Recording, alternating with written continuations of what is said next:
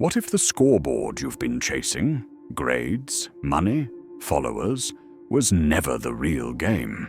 What if the universe is laughing with you, not at you, and the hack you need is simply to play? Alan Watts once said, "This whole world is a phantasmagoria, an amazing, joyous game of hide and seek." Pause. So why are so many of us stuck on the loading screen? Stay with me for the next 20 minutes, because I'm about to show you the cheat codes you already have, the hidden levels you've been walking past, and the ultimate endgame move that rewrites everything. Ready to press start. Setting the stage. Why we forgot we're playing. We enter this world fluent in play. As toddlers, we invent kingdoms from cardboard, create dramas with plastic dinosaurs, and crown ourselves masters of imaginary realms. Then somewhere between homework assignments, performance reviews, and monthly rent, the controller is yanked from our hands. We're told that life is deadly serious, an endurance test judged by resumes and retirement plans. Alan Watts called this the great game amnesia, the moment we forget that reality is more jazz improvisation than legal contract. He warned, we are so absorbed in the future that we completely forget to live in the present. The first hack, then, is to remember the truth that children and mystics share. Life is an exhilarating, self-unfolding game, whose only purpose is to be played beautifully. Game Theory 101, Watts Style. Imagine you've just discovered an open-world adventure. You create an avatar, height, hairstyle, cultural backstory, spawn into a random map, and start exploring. The rules? Gravity, time, the need to eat and sleep. The players? 8 billion other dreamers. The goal? Paradoxically, there isn't one. At least not in the conventional win or lose sense. Watts quipped, "We thought of life by analogy with a journey, but it was a musical thing, and you were supposed to sing or dance while the music was being played." In game terms, that means score and speed are illusions. Style and spontaneity are the real metrics. You don't finish a symphony by playing it faster. You finish it by inhabiting each note. The same goes for the level you're on right now. Your job, your relationship, even the argument you had this morning. Realize you're improvising, and suddenly, you've got command line access to your script.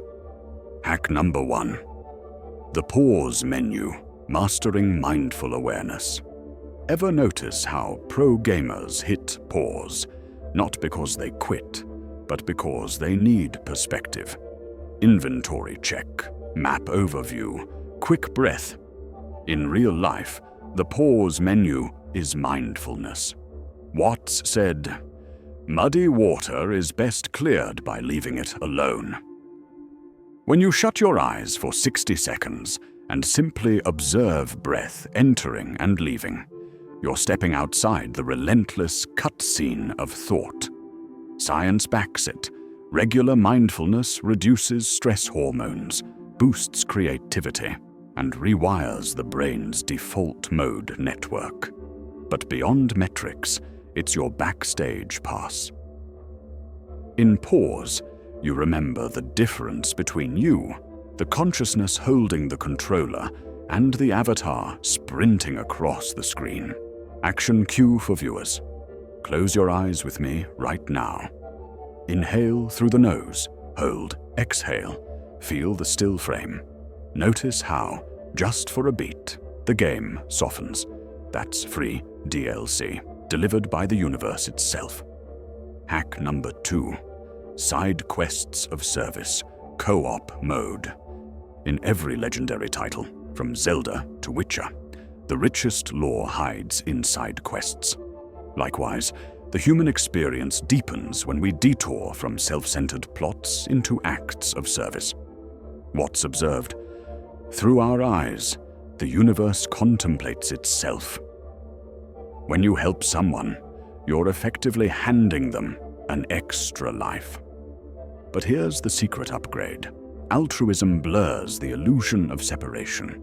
Neuroscience reveals that compassion lights up the brain's reward circuitry, the same zones activated by chocolate and lottery wins. So volunteer, mentor, cook a meal. Not because karma is a cosmic scoreboard, but because multiplayer mode was the original design. The game becomes radiant when we stop speedrunning and start cooperating. Hack number 3. Glitches, fails, and the art of dying well. Glitches are infamous in gaming. Walls you fall through, NPCs walking on ceilings. In life, glitches show up as heartbreak, layoffs, illness. Most players rage quit. But Watts argued these moments are Easter eggs in disguise. Man suffers only because he takes seriously what the gods made for fun. What if failure is a hidden tunnel to the next level?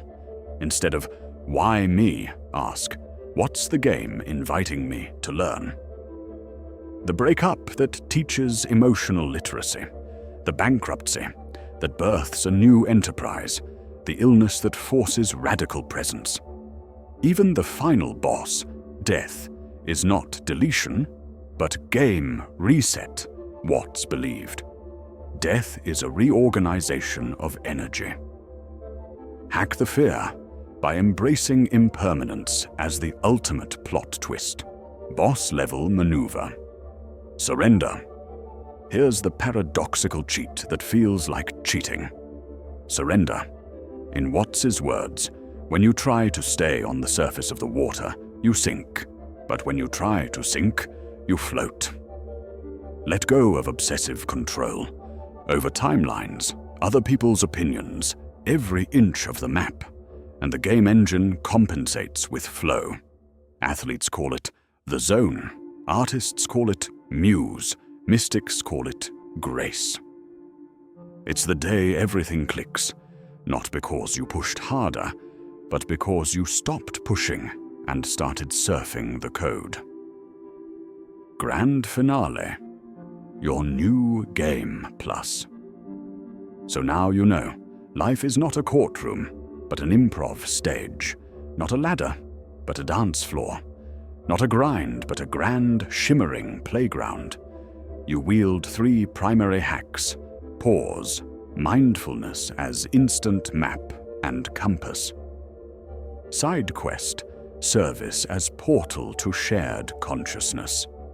Surrender, flow as built-in auto-aim for the soul. Equip them, and you unlock New Game Plus, where challenges scale, but so do your powers, and every moment glows with lucid playfulness. Call to adventure. Close this video, and the world will look the same. Traffic jams, email pings, unfinished chores. But touch your chest, hear that heartbeat. That's player 1, ready for the next quest. So step outside and treat the first stranger you meet as a co-op teammate. Pause before your next big decision. And when fear whispers, game over, smile and press continue. Because, as Alan Watts reminds us, this is the real secret of life. To be completely engaged with what you are doing in the here and now, and instead of calling it work, realize it is play. The controller is in your hands. Play on and hack the game beautifully.